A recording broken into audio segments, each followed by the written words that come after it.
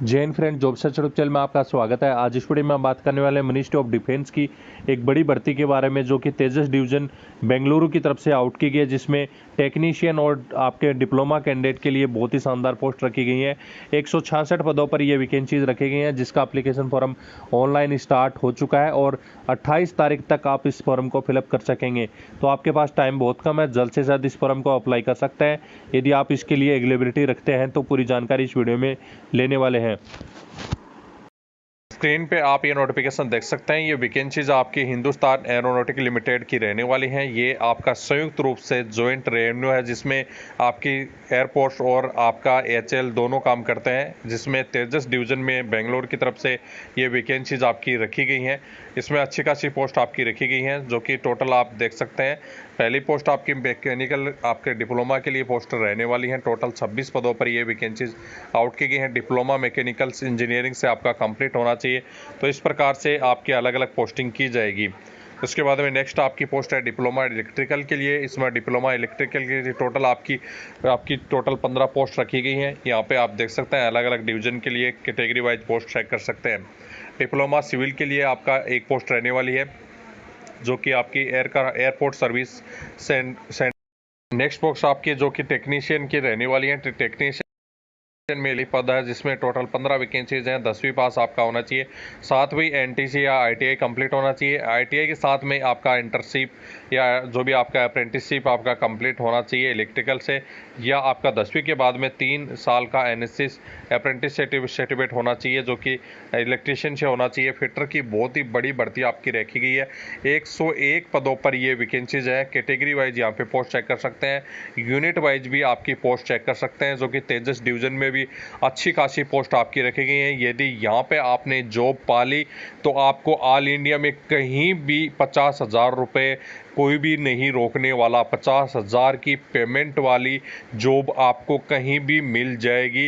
यदि आपने यहाँ पे जॉब कर ली, यहाँ पे जॉब यदि आपकी लग गई और आपने 4 साल की सर्विस का टाइम में यदि आपने सर्विस कर ली, तो 50,000 की जॉब ऑल इंडिया में और बाहर के यदि देशों में देखेंगे तो 1 लाख की पेमेंट आपको कहीं भी नहीं रुकने वाली। तो आप जो भी कैंडिडेट हैं, फिटर की बहुत ही बड़े पदों पर वैकेंसीज आपकी आउट की गई हैं। 101 पदों पर ये वैकेंसीज हैं, क्योंकि आप यदि 4 साल में इतना अच्छा खासा चीज़ें सीख जाएंगे एयरक्राफ्ट के बारे में और एयरक्राफ्ट मेंटेनेंस के बारे में, कि आपको कहीं भी 50,000 की जॉब 1 मिनट में आपको मिल जाएगी। यदि 4 साल का सर्विस टर्नओवर यदि आप एयरक्राफ्ट का मैं दिखाते हैं तो आपको बहुत ही शानदार मौका है। इसमें 10वीं पास और आईटीआई होना चाहिए और जो भी अप्रेंटिसशिप कहीं से भी की होगी, तो आपके लिए बहुत ही शानदार मौका आपके पास रहने वाला है।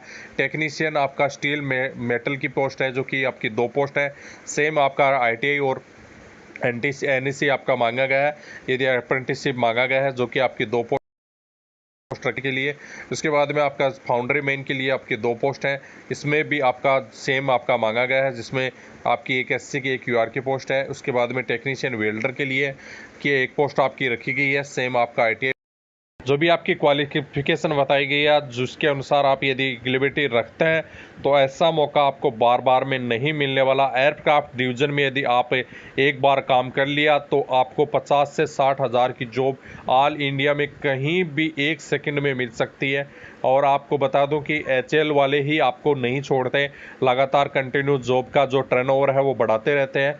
इसमें आपकी अपर एज देख सकते हैं, लास्ट 23 साल रखी गई है, जो कि 31/7/2024 से काउंटेबिलिटी रखी जाएगी। इसी के बाद में SC ST है तो 5 साल की छूट और OBC को 3 साल की छूट यहाँ पे मिल जाती है। तो आपकी अच्छी खासी जॉब आपकी रहने वाली है। बहुत ही शानदार आपका ट्रेनिंग भी आपका वहाँ पे किया जाएगा। ट्रेनिंग में आपका रहने वाला है, जो भी आफ्टर ज्वाइनिंग के बाद में डिवीज़न में आपकी ट्रेनिंग करी जाएगी। पोस्टिंग आपकी कहीं भी की जा सकती है। ये पूरी यूनिट दी गई है, आपके ऑल इंडिया में कहीं भी पोस्टिंग की जा सकती है।